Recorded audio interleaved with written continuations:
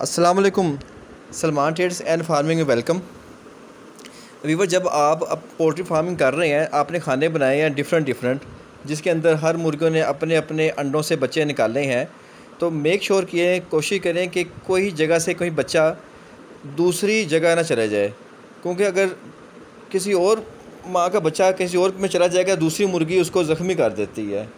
अब एक जगह पे थोड़ा सा रह गया था सुराग सा, जिसे एक चूज़ा निकल के दूसरे खाने में चला गया, तो मुर्गी ने देखे उसका क्या हाल कर दिया, काफ़ी ज़ख्मी कर दिया।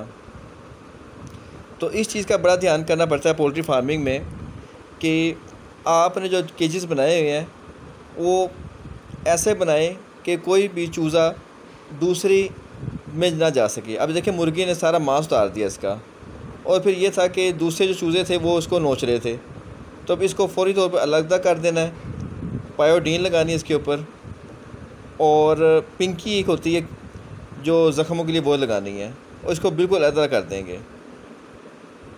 ये चीज़ें ध्यान करनी पड़ती हैं जब आप पोल्ट्री फार्मिंग कर रहे हैं, क्योंकि जो माँ होती है वो अपने बच्चों का बहुत ध्यान करती है, लेकिन जैसे ही वो बच्चा दूसरी जगह चला जाए तो इशू आता है। पायोडीन लाजमन रखें अपने फार्म पर। पायोडीन जरासीम को ख़त्म करती है, ज़ख़म को फिर साफ़ सुथरा करती है और जल्दी ठीक हो जाते हैं।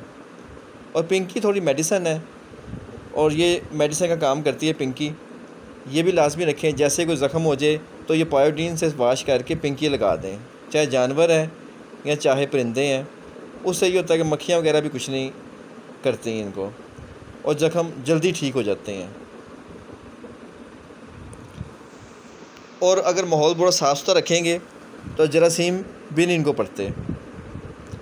फिर इनको हम लोग डाइट जो देते हैं वो कोशिश करते हैं कि प्रोटीन वाली ग़िज़ाएँ ज़्यादा देते हैं, ताकि जल्दी ये बड़े हो जाएं।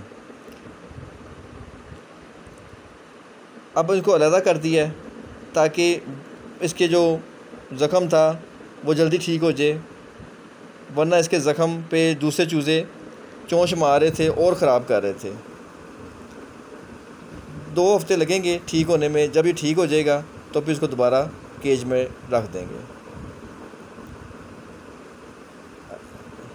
हाँ जी, ऐसा उम्मीद करते हैं आज की वीडियो आपको पसंद आई होगी। नेक्स्ट वीडियो तक के लिए अल्लाह हाफिज़।